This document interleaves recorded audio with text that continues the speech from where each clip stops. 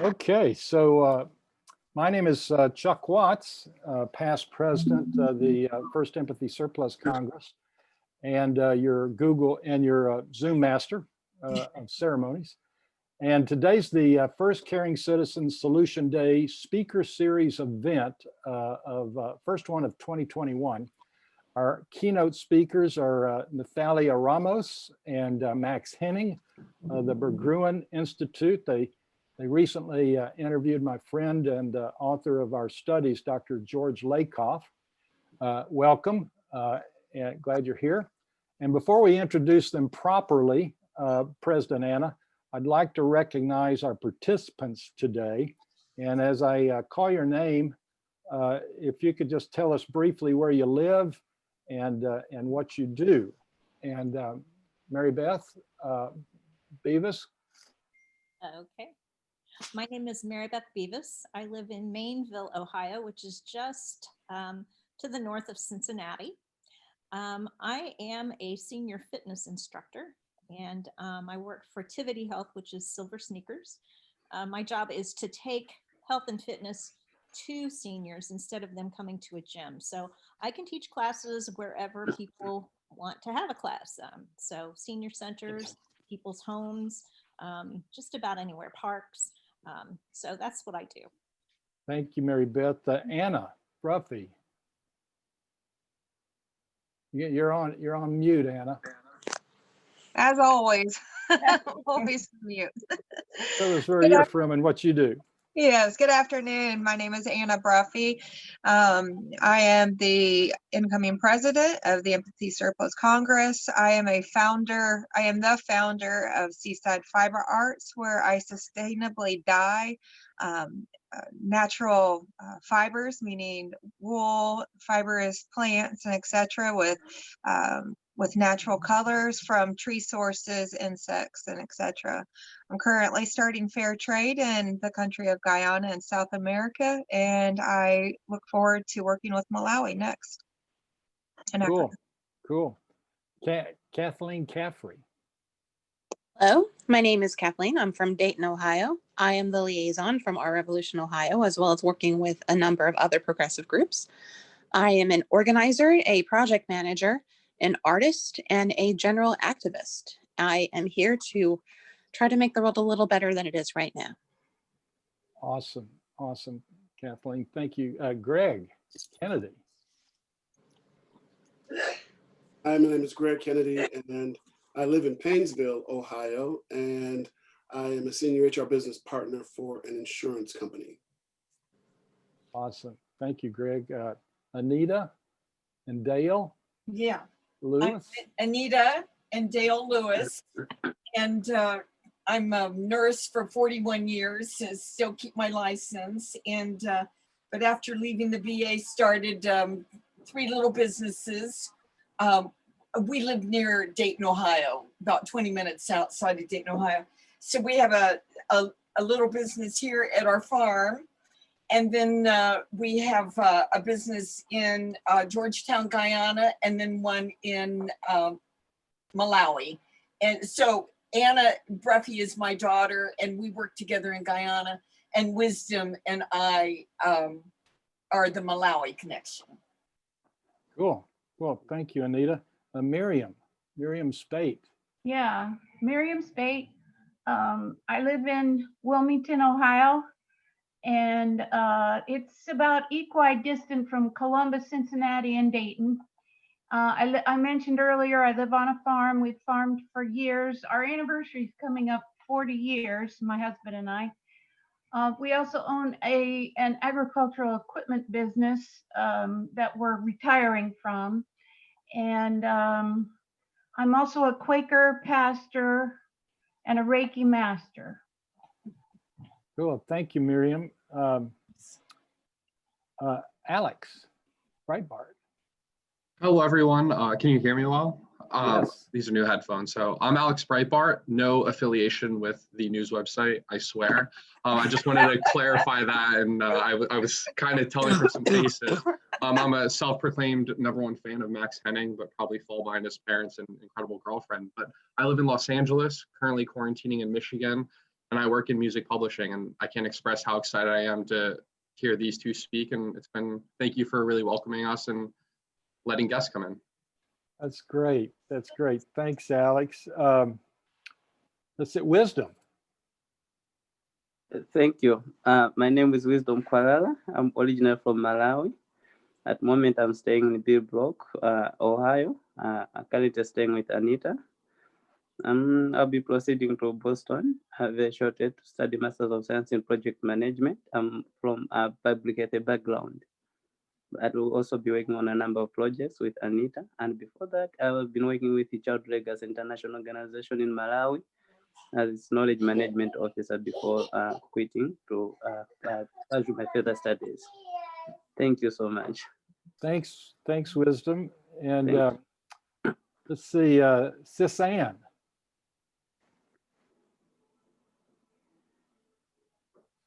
I'm Susanne Ogles, and I live in Franklin, Kentucky. That's in the south central part of the state. I'm a retired public school teacher, but most importantly, I'm Chuck's sister-in-law. Woohoo! And I'm looking forward to learning some new things this afternoon. Cool. Great, thank you, Sis. And John Paddock. You're on mute, John. John, you're on mute. There you go. Can you hear me now? Okay. I can. Yes. I'm a retired Episcopal priest and now have a half-time position as priest in charge of a smaller congregation in Fairborn, Ohio. I live in Dayton, Ohio. And beyond that, spent a lot of time working as the co-chair of the county's Homeless Solutions Policy Board, and spent a lot of effort trying to help the various organizations and funding sources and so forth all come together. Great. Thank you, John. Kate Ramos. Hello. Hello. Well, I'm Natalia's mother, but I live in Los Angeles, and I'm Max. And I work in the music industry. I manage Spanish-speaking artists. Oh, cool. Yeah. So glad you're here, Kate. Nice to join. I have you on off. I have my video off, and I'll put it on mute so that I don't disturb my daughter at all. And Abir Sassi. Yes, hello everybody. I'm Abir Sassi. I'm Tunisian, from Tunisia, and I live here in Tunisia. I'm founder of Abir Sustainable Advisory. I'm textile engineer, and I'm working now in consulting for sustainable development and quality. Nice to meet you. Awesome. Thank you, Abir. Mary Tom. Yeah, I'm Mary Tom Watts. I live in Wilmington, Ohio, and I'm a mostly retired writer and theological educator, but I just got off of a Zoom meeting with one of the things I'm involved with here in Wilmington, our annual Clinton County Reads Big Read. And our winner for this year is Girl with the Louding Voice by Abidare. And I highly recommend this book to everybody. It's lovely. Mary Tom is my wife, and I'm so glad you're here, sweetie. Wow. And Ann Wyman, Dr. Ann Wyman. Hi. Am I there? You're there. You're here. We can hear you. Okay. This is my first time. I'm a retired political science professor, and I live in Centerville, Ohio, and I'm looking forward to hearing what we can learn today. Awesome. So that's great. So President Anna, it's all yours. Great, thank you, Chuck. So welcome to the First Empathy Surplus Congress. Each month on the first Tuesday, we pause our collective thought, leadership training, and focus on the values of service, community, and cooperation. As we all know, children are shaped by communities. They learn mutual responsibility by observing as well as cooperating in service in other communities. Our motto is caring citizens are the solution. So it is important to hear how fellow caring citizens respect, protect, and promote human rights in the centers of influence.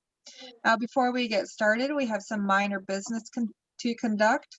I will now ask our secretary, Kathleen Caffrey, to lead us with the 4 empathic activities. Kathleen? Thank you, President Anna. Chuck is sharing his screen with the 4 empathetic activities, or at least will be here in a moment.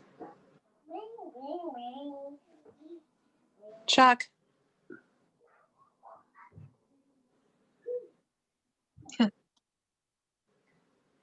Chuck, are you able to share your screen? He's muted. Sorry about that. You're fine. I got behind, didn't I? All right. Slowly but surely, I usually have this all set up, but okay. Oh, that's not it. Sorry about that, y'all. No worries. No worries.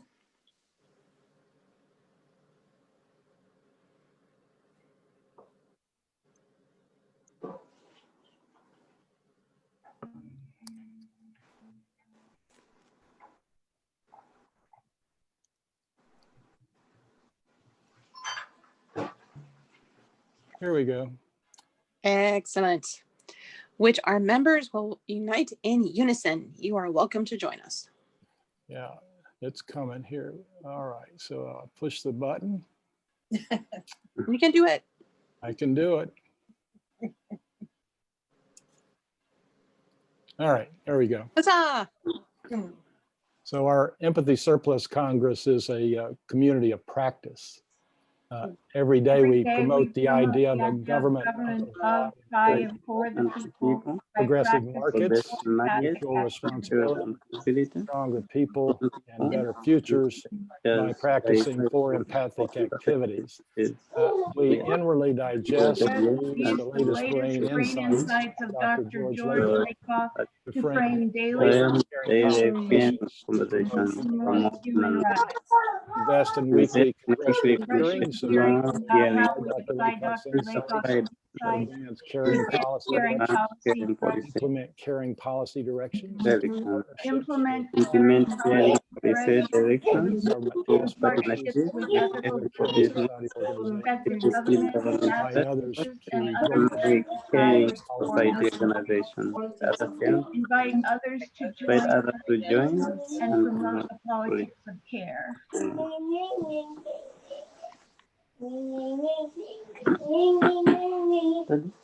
He is adding a little of cuteness to the meeting. What is there? A dash of cuteness. Back to you, Anna. I think you're muted. Okay. Thank you, Kathleen. As we see from our 4 empathic activities throughout leadership training is what we do here in a community of practice. Here's a short quote from Dr. Lakoff, which describes why caring thought leadership training is so important.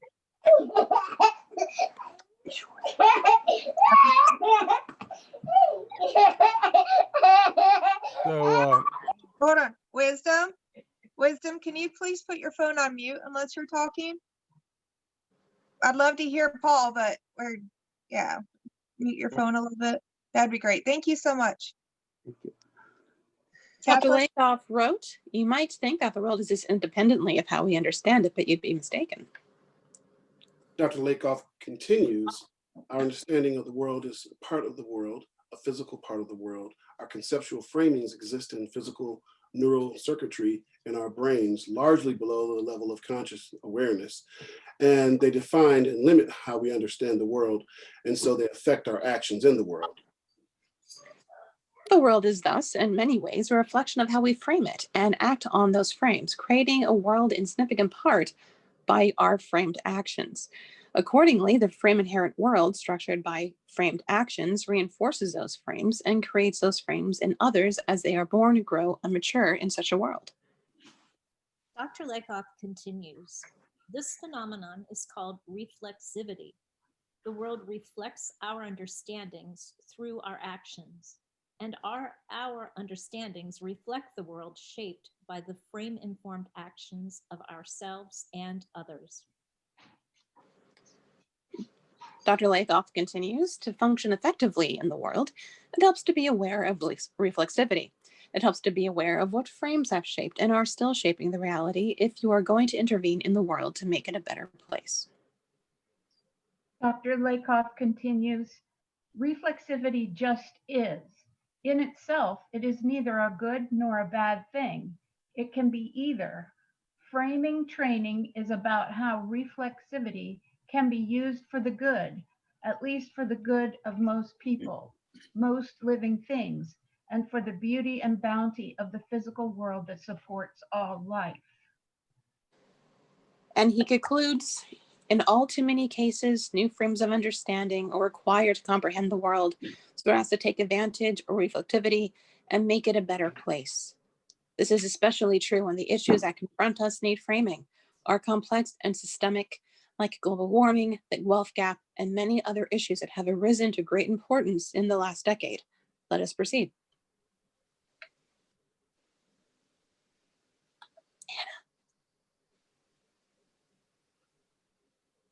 Thank you, Kathleen, Greg, Miriam, and Mary Beth. Chuck, will you please introduce our guests? Thanks, President Anna. Members of the First Empathy Surplus Congress are aware that our parent organization, the Empathy Surplus Project, has been a member of the United Nations Global Compact since 2014.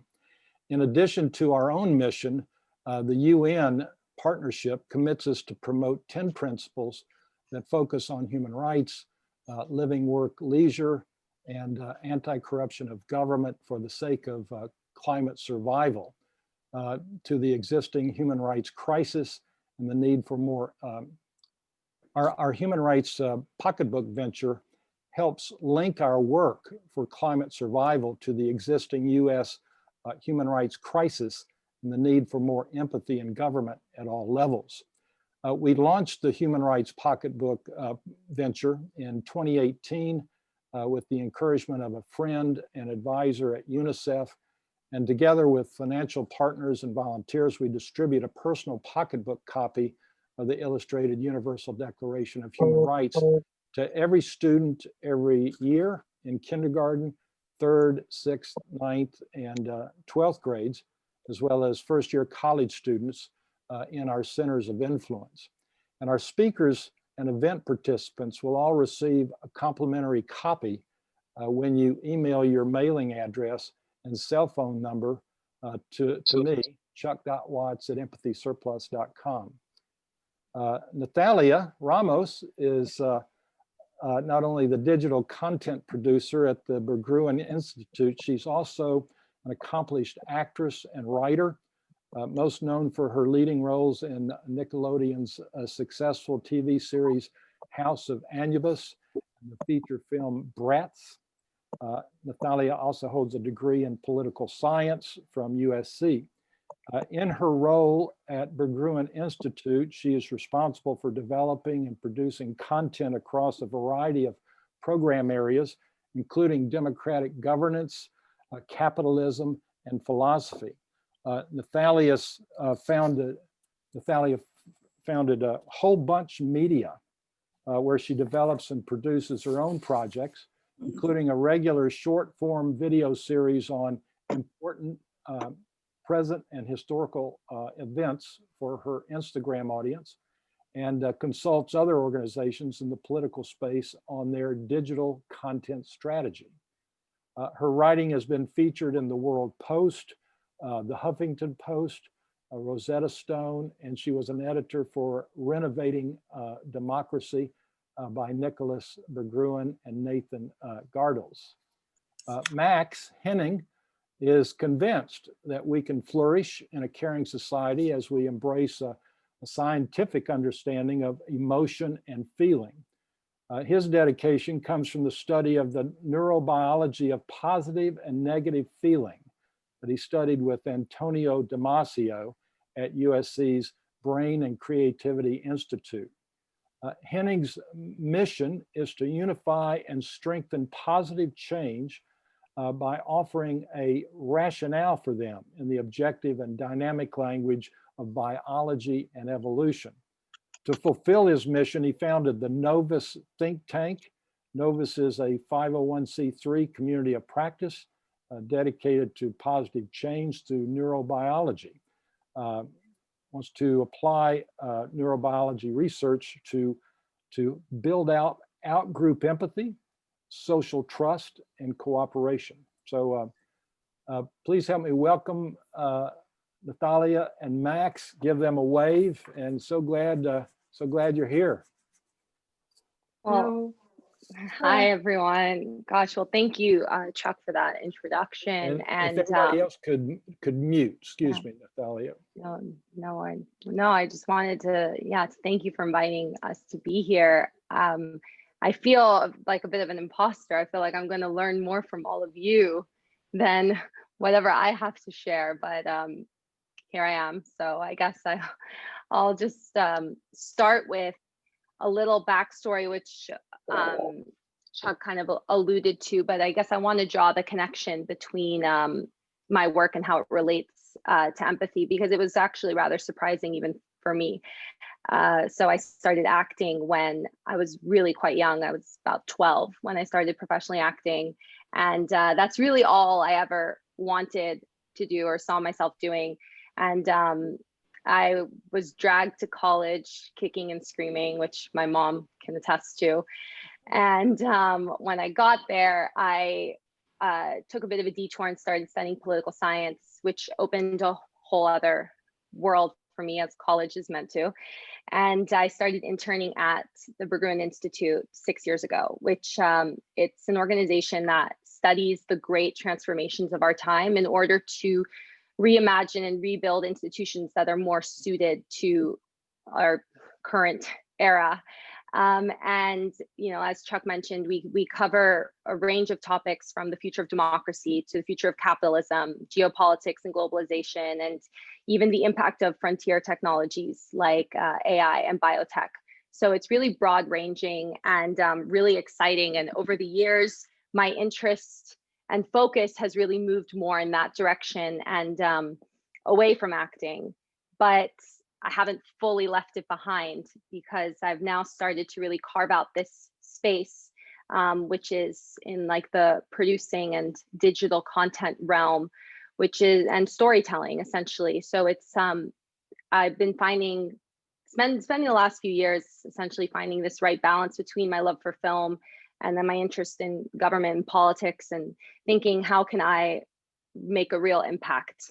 And so I've been putting a greater emphasis on the in-house digital content capabilities at the Berggruen Institute. And then those, on a personal level, those videos came out of just a feeling that, look, if I have these teens and young adults, they're already following me on Instagram or wherever, we've kind of grown up together, they're already there. So I might as well give them something a little more useful than like what clothes I'm wearing today. So that's really where that started. And I just want to continue to create content that is meaningful and informative. And my biggest rule really is I don't share my political views. It's not about trying to have you think the way that I think or convince you of something. It's more to just lay out the facts, which are rare these days, and try to encourage young people to think for themselves and not attack the other side. There's a lot of anger and hostility on social media, and I hope to avoid that. And so part of all of this work, Max, who I'm going to introduce in a second, he's a big part of that as well. And we found some really exciting ways to collaborate because, as you heard, he is a scientist and I am absolutely not, unless you count political science. but he comes from a totally different perspective, and it's been amazing to learn about his work, which I'm sure you'll all be really interested in hearing about.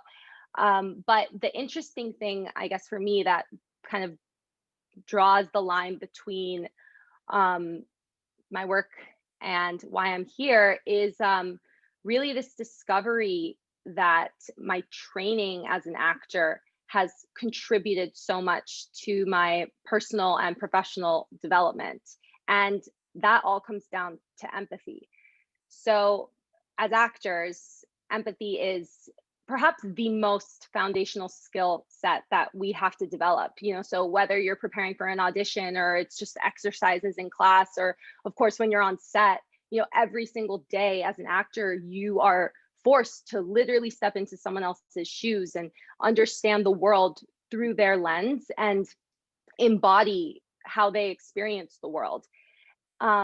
And that's just become second nature for me. I didn't even realize that I'm always doing that in my life. And I think that that's been incredibly valuable. So one example that I'll share is if you're playing a villain, for example, you don't approach that character saying, okay, I'm playing the villain, I'm playing the bad guy. I mean, in real life, nobody thinks that they're the bad guy. You know, you're robbing this bank to feed your family. You're a bully because you're being abused at home and you never learned compassion. Or, you know, you even at the extreme level, you need to invade this country because your people's livelihood depends on it. And you are the only person that is fit to lead them. So humans are messy, and we learn that as actors. And acting is the most powerful practice that I know of to tap into that complexity and not only formulate, but internalize the rationale and the myths that we all tell ourselves to justify our actions. So the script is filled with these clues, and we have to create a backstory that justifies every single word and action on that page. And I really think that that training has been the biggest asset for me in my personal and professional life. And whether I'm, you know, having an issue with a colleague or a friend or conservative relatives at the dinner table, or, you know, and I say that jokingly, but it's kind of against all the reasons why we're here, because I genuinely understand, like when you break it down, I speak with someone whose political views are different to mine. More often than not, I understand where they're coming from. And I think that that all comes down to empathy. So I'm so grateful to be here and to speak with all of you. And, you know, just because my experience has shown me how important it is. And it's really inspiring to see how many other people are really putting this into practice and actually make these ideas that I didn't even realize were there tangible. So with that, I want to pass it on to Max, who is going to tell you a bit about his work. And what we were thinking is he would, I want to introduce Max, have him talk about his work, and then we will share a little bit about the interview that we did together with everyone's favorite here, Dr. Lakoff. So Max, take it away. Cool.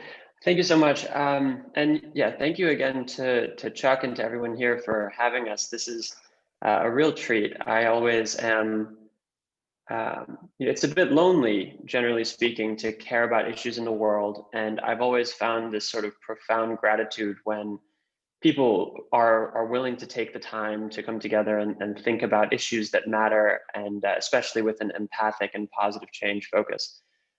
There's so many things competing for our attention, so it really does mean a lot. So I just want to start with that.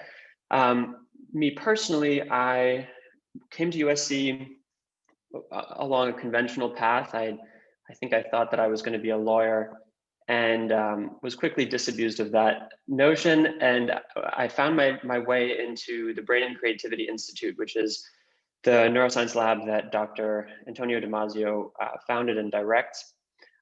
So I didn't come to Dr. Lakoff's work directly. I came to it through the neurobiology angle, and Dr. Damasio's work is one of the sort of pillars that Dr. Lakoff cites all the time. So it was sort of an interesting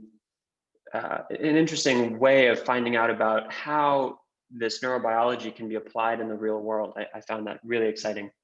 For those of you who don't know Antonio Damasio's work, he's a sort of world-renowned neurobiologist who was instrumental in rewriting our understanding of what feelings and emotions are, where they're put together in the brain, and how we can understand what those experiences are for in the context of evolution. And just very quickly, we used to think of feelings and emotions as being put together in the most recently evolved part of the brain, the prefrontal cortex, and that we used to think that they were human-only experiences, and that if you wanted to make rational decisions, you had to be, separate the reason so fundamentally from feeling. You make that distinction very clearly, because if you want to make rational decisions, you have to be unemotional. Those are the sort of pillars of our common sense understanding that we've inherited from, philosophers throughout the ages. And Antonio was he was a neurobiologist and a neurologist, actually, and he had these patients come in that had real challenges with decision-making, with rational decision-making. And, you'd look at their brains and see where there were problems. And then eventually it became clear that the place where emotions and feelings were being put together was not, in fact, in the most recently evolved human-only part of the brain, but rather in the brainstem, in the oldest part of the brain, which, the brainstem serves a really interesting function in regulating life. And it's quite simple. I mean, if you think about the brain's role, it coordinates all of these processes throughout the body. It's constantly coordinating things, chemical signals, muscle movements, your digestive processes, hormone release, all of these things. And in order to coordinate these processes that are happening throughout the body, you have to integrate the signals. You have to know what's going on throughout the body. So the nervous system gathers all these signals from throughout the body, from the limbs and the torso and the gut and the viscera, and all of those signals come through the spinal cord, through the brainstem, and then that's how they get to the brain. And so if you were to take a cross section of the top of the spinal cord where the brainstem begins, and you look at it from the top down, right, like this, so you would basically see, if you could see electrical activity and it was color coded based on area of the body, you would see a map of the state of the body at that moment encoded in the pattern of neural activity that's coming up through your brainstem. And it turns out that that's really the basis of emotion and feeling, that those maps of body state are the physiological substrate for these emotional experiences that are so powerful and so terribly misunderstood. And I sort of stumbled into the lab, and I was quick. I didn't know that Dr. Damasio existed. I didn't know that he was a big deal, but I started working in the lab as a research assistant and quickly became totally fascinated by the implications of this research. He gave me his books. I read them, 3 or 4 times, highlighted them with different color pens each time, just so I didn't get mixed up. And really the realization that came to me over time was that this was a sort of historically significant development in human knowledge, because the discounting of emotion and feeling began with ancient Greece, right? With the philosophers, the very first philosophers who were trying to figure out a systematic way of thinking through what it is that we can know to be true about the world versus what it is that we may think to be true about the world, but can't ever possibly be known. And they figured that what we could know to be true are things that are objective, physical qualities of the world that we can determine through reason. And the things that we may think to be true, but can't possibly be proven, are subjective experiences, feelings, perceptions, thoughts that are private and that we can't access purely using reason. So that sort of bifurcation of the human experience and objective sensory perception of the physical world and internal affective emotional experience, that has sort of been a segmentation that has lasted since then, right, until now. And if you think about the developments in society that happened when we developed a systematic, rational process, science, medicine, the idea of equality in governance, the whole concept of political theory and the emergence of democracies around the world, those developments were due in part, you can't credit them entirely, but they're due in part to this new way of thinking about this human capacity that we have, which is reason. And now, so fast forward 2,000 years or so, and we are here, and we just invented neuroimaging devices, 30 years ago. So now, for the first time since that bifurcation was established between rational thought and feeling, 2,000 years later is in our lifetime, we're finally able to look inside the brain and realize that we made a mistake. That in fact, feeling and emotion corresponds systematically to these events that are happening in the physical brain matter inside our heads. And we can understand the experiences in terms of what those brain areas are doing in life regulation and where they come from in evolution. So this sort of stuck out to me like crazy. And I was noticing all of these things actually, right after 2016. So I graduated college in 2015 and I started working. And then it was kind of an interesting confluence of factors because I was realizing the profound nature of the research, and also the political situation was deteriorating, and there was a huge amount of global anxiety about, was democracy going to make it? There are these far right movements, showing up in Europe and in the States and just all over the place. And I became kind of obsessed with the idea that the research on feeling, this new way of understanding feeling that justified this key aspect of human experience that had been neglected for 2,000 years, that development might be part of a solution, not the solution. There's unlikely to be a singular solution, but a part. And so I started thinking, and over the last few years, I've come up with sort of three points that I think are implications of an understanding of feeling that are sort of relevant for thinking about human society and how we may be able to make it through. And then those are also the basis for the organization that I founded at USC when I was a very lonely student who wanted friends to talk about things just like this group is talking about. Sadly, I was not nearby to you, or I certainly would have been a part of your group. So basically, the first thing that a biological understanding of feeling does is it justifies outgroup empathy, right? If feeling, our this fundamental, deepest aspect of our subjective experience, if that is grounded in biology, and if our feelings mentally express states of life, then my fear feels like your fear, my anger feels like your anger, my love feels like your love, even if they happen in different situations, right? So I may be scared of heights and you may be scared of spiders, and we may feel the same feeling when I see heights and you see spiders. It doesn't matter. The point is that the feeling is the same. So regardless of national boundaries or any sort of cultural differences or gender differences or age difference, generational differences, whatever, the feeling is likely to be the same. That's just sort of reasonable. And then when you have that settled, then you have the possibility of outgroup empathy.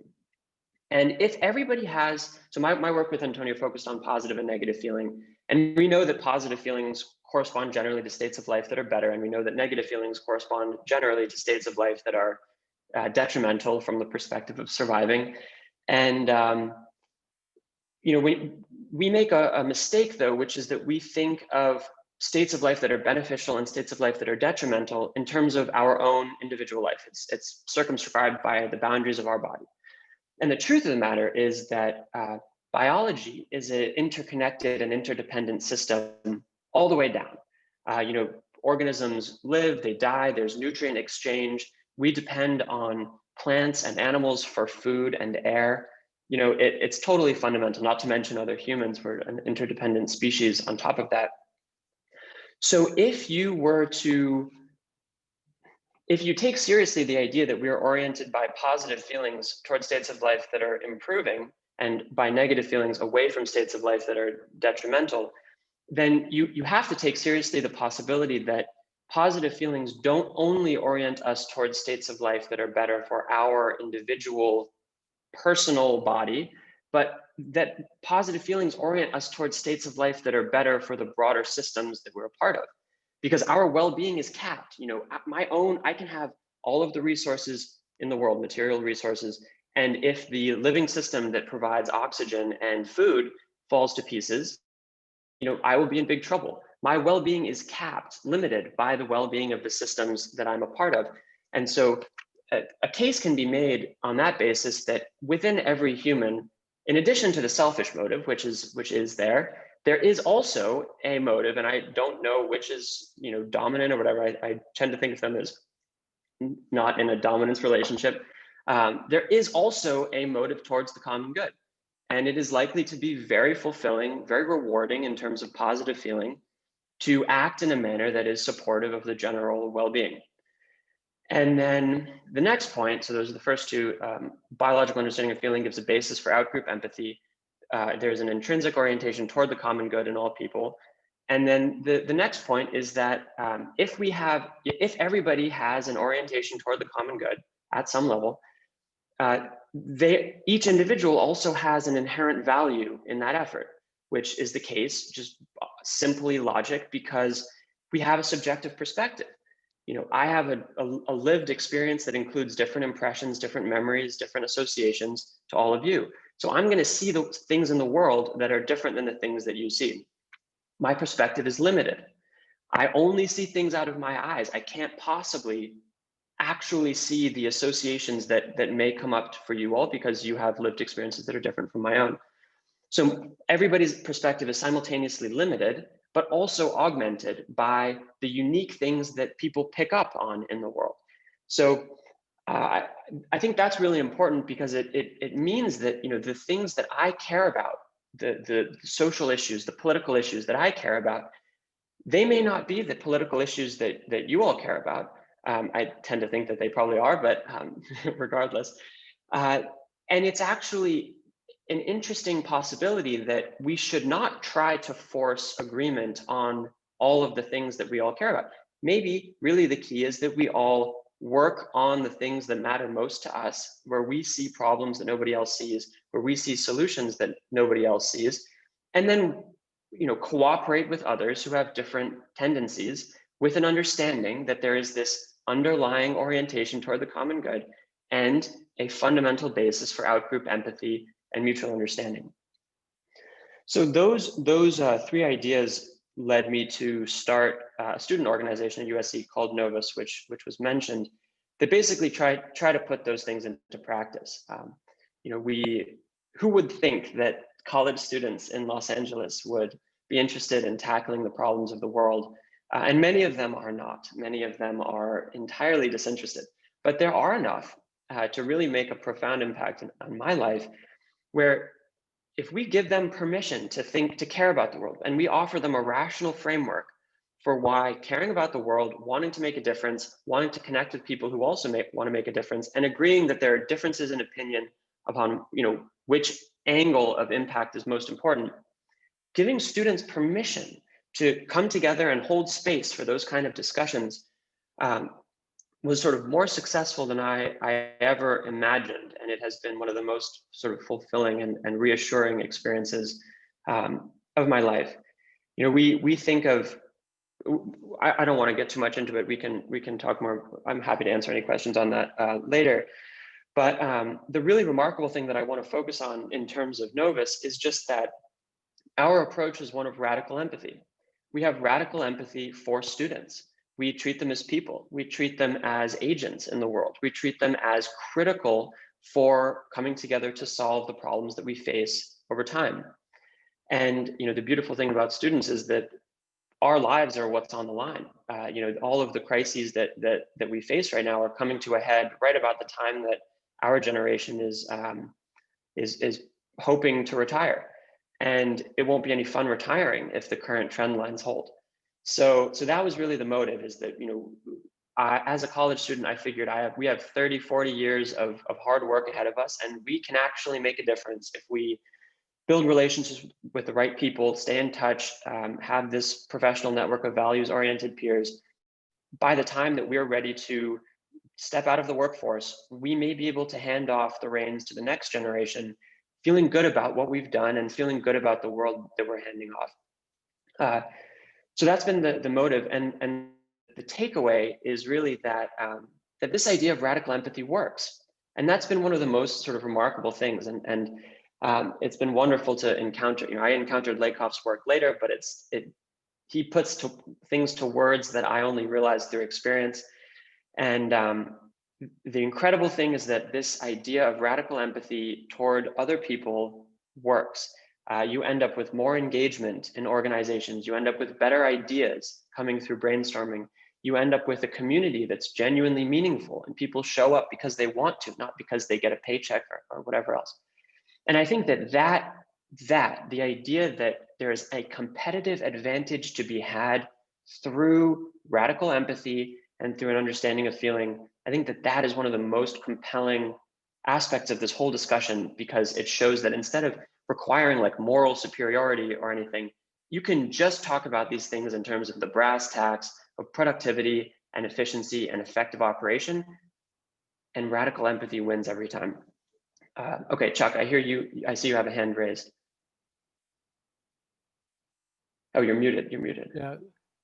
So it's we've got about 14, 15 minutes, and you've given us a lot. And I was wondering if this might be a good time for people to engage you and Nathalia with any questions they might have. Yeah, and I should say, you probably want to start with Max, because I think there's probably many more questions for him, and which is why I really wanted him to be here. That was, I'm always fascinated every time I hear you speak, Max. And also you have a call, I know. Yeah, actually, it's kind of funny. I'm trying to convince my old high school to incorporate radical empathy into their policies and programs. And so that call is coming up. But yes, if anybody has any questions, and Nathalia is very, very humble, but she really was the one that has opened all of these doors to talking to Lakoff and to incorporating his work into the Berggren Institute. And she has a really interesting experience of realizing that the work, that his work is so relevant and so important, and in amplifying it. So I encourage also ask her everything. She uncovered some really incredible stuff in our interview that we had no idea about. I don't know how many of you have watched the interview, but I think that it would be worth it. I'll drop it in the chat. But yeah. So it looks like Greg Kennedy has a question. Is your concept of radical empathy related to Kim Scott's radical candor? Interesting. I actually only came across the term radical empathy like 2 days ago, because I was preparing for the pitch that is coming up in a few minutes. And really, I think that, and it turns out that radical empathy is a term that is used largely in activist communities and in organizations.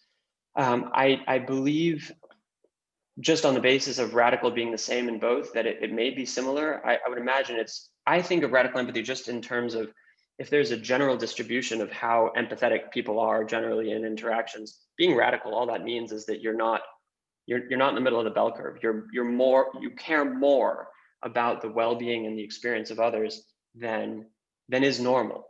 That's sort of how I understand it. So you're 2 standard deviations to the right or left, basically. Yeah, sure. Okay. So I think that's right. I don't do math.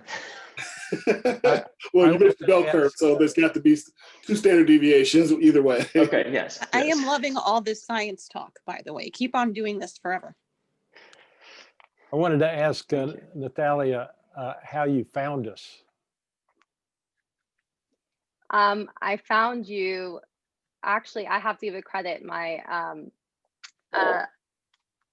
intern, Bella, she's fabulous. And when we did the George Lakoff interview, she was doing research on people who might be interested in listening to and sharing the interview. And so she came across your Facebook group. And then that's how Chuck and I were connected. And I was introduced to the work that you guys do. And here we are. Yeah. I know there's some other questions out there.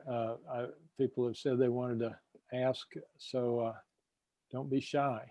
Can I ask Max one more question? Absolutely. So you talked about well-being being capped, correct? You said well-being is capped. And you really talked about a lot of concepts that are very intellectual.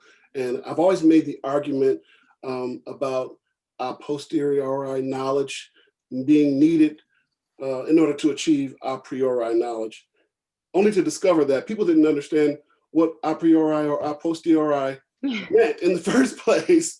So what words can you use to convey the same message to an audience that doesn't have the same academic privilege that we have? Regarding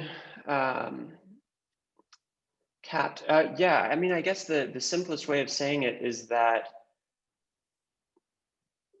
when feelings are an indication of positive and negative feelings are a guide. They're a guidepost for how we can behave in a way that's effective and fulfilling. And we feel positively not only when we eat good food, get a raise, but also when we contribute to the well-being of others that we may not know. And in there is a really interesting idea, which is that if positive feeling indicates conditions of our life that are better, why is it that we feel good when we improve the conditions of life of people that we don't even know? And it suggests, it doesn't prove, but it suggests that improving the lives of other people that we don't know improves our own life, or at least is processed by our brain in a way where it is processed as though it improves our own life. So there is a case to be made that we are intrinsically motivated to improve the condition of the broader living system that we're part of. So Miriam wanted me to mention that a lot of what you're talking about sounds like the science. There's a book by Simon Baron-Cohen, The Science of Evil. Does that strike a bell? Have you heard of that book? And after that, Abir Sasi has a question. I have not heard of the book, The Science of Evil, but I am always interested to learn new things, and I will probably buy it later today. In fact, I'll look it up. If in case you want to give me an overview, or look it up now. So the Miriam, do you have you've read that book, right? I'll just say very quickly that he has studied empathy responses neurologically like you have, and trying to put and how it relates to autism and trying to put things on a scale. So I think you'd be interested. Very enlightening. So everything you've said has been wonderful. All right, Abir, you're on.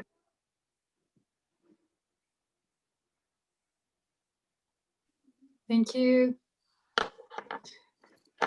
So thank you for this great topic. My question is about, do you offer any kind of coaching or training or course, for example, online training for external or industries? Because I think it's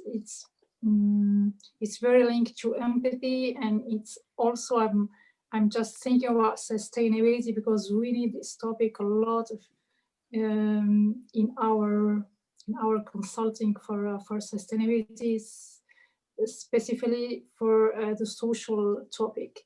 So I hope that you offer any kind of coachings for externals. I don't actually right now. I'm actually trying to figure out how to do that. That's sort of on my list of to-dos for the next few months.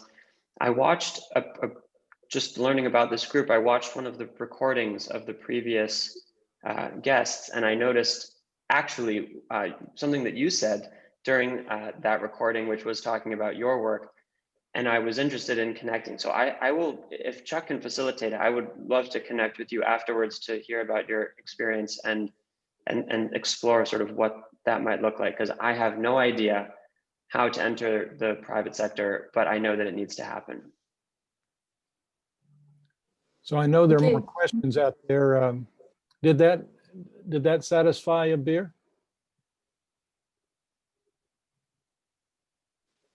Yes, it was clear. Thank you. Okay. So I know some of you have mentioned that you had questions. So don't be shy. Anybody else? Just Kathleen? one. You mentioned that you started a group, and I'm wondering if there's anywhere I can follow your work or keep up with what you're studying and doing, just because I'm loving everything you're doing and I'd love to keep up with it going forward. That's wonderful to hear. I appreciate it very much. We're sort of, everything has been very low budget so far. So it's sort of very slowly and organically building. I think probably the best place for now is if you want to email me, we can do that, or on social media works. I also have a website, but I'm really just starting to figure out how to step into the public sphere from academia. So there isn't a whole lot. There's a few things on YouTube that Nathalia has made possible. But that's really it for now. I think that if we can just stay in touch, maybe we can figure out some way of making that happen, because I think that it's probably something that I need to develop. I dropped my email in the chat for you, so if you want to just drop me a line, we can get that going. Got it. Okay. Abir, could you also put your email in the chat?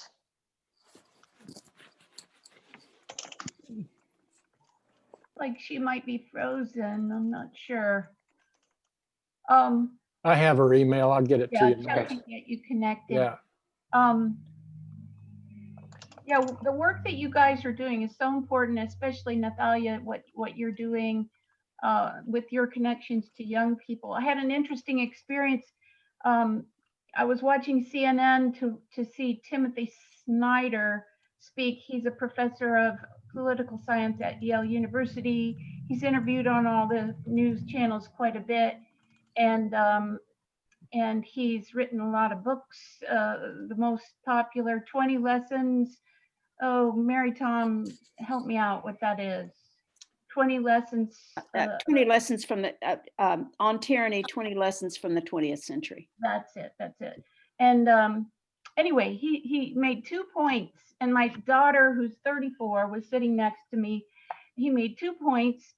One about that Trump has graduated from the small lies to the really big lie now. And then he said, the journalist was saying, how should we cover this? And the Timothy Snyder said, we need to interview all the local people who have done the work of the elections, and they've done a good job and they've done it well and they have not found anything. And so, cover all that instead of the lie. And so I said to my daughter afterwards, I said, boy, that was some really good suggestions about how we should interview and we've both worked at the polls often, and we know our election officials. And so I was saying we should, have interviews with Shane Breckel, our local guy, and what, how smoothly it goes. And she said, boy, I didn't get that from that at all. And it just made me realize how important our work is, because her neural pathways were not ready to accept what he was saying. And that is the crux of the matter. Our neural pathways are so used to hearing the lie, and they're so embedded that, my daughter, whom I raised, couldn't hear it. It was mind-boggling. So what Nathalia? So let me just step in just for a second. I don't want to stop this, okay. But I want to just alert everybody that it's 3 o'clock, and what I'd like to do, with your permission, is I'd like to close the recording, but not adjourn. And so we can close the recording, stop, with our Caring Citizen Declaration. And then for those who still have questions, if you can stick around, that would be great. Is that okay? I do have to just jump in. Yeah, I have this other call that's starting right now, so I need to go. But I would love to connect again or talk at length. That This would was be a weird great. scheduling That would be thing. But great. yeah, I'm totally down. Our work is incredibly Natalia, aligned. can We you have a stick lot of around? work to do. I also have to get, unfortunately, fine. on another call, but I can stick around. I can stay. I have a little more flexibility no, than Max, so I can that's stay for a fine. couple minutes. That's fine. So Would love to connect with everyone. we're going to close up here well. and hold on a second. And because I know you guys are, you had other things that you needed to do. So I'm pulling our closing up here real quick. Let us thank them really quick before And they. thank you so much. Yes, thank you. You know, for everything you've been doing, and we hope to have you back, if that's okay. Oh, I mean, it would be my honor. And I know I speak for Max as well. I invited him a little late, so that's the reason for the scheduling conflict. But but no, thank you so much for having me, and thank you for all that you're doing, because we are, you know, learning from the people who came before us. So I feel very fulfilled and invigorated after this talk. Thank you so much. Thank you. Thank you so much. So thank you. We'll close with our Caring Citizen Declaration, and anybody that wants to participate may. I'm a caring citizen. I occupy empathy. I hear highly resolved. Under God shall have a new birth of freedom. And that government of the people, by the people, for the people, shall not perish in the earth. I'm a person with human rights. I care for my safety and happiness and that of others. I'm the solution to expanding life, liberty, and the pursuit of happiness. For the support of this declaration, joining caring citizens. Mutually pledge to each other our lives, our fortunes, and our sacred honor. So thank you so much, everybody. And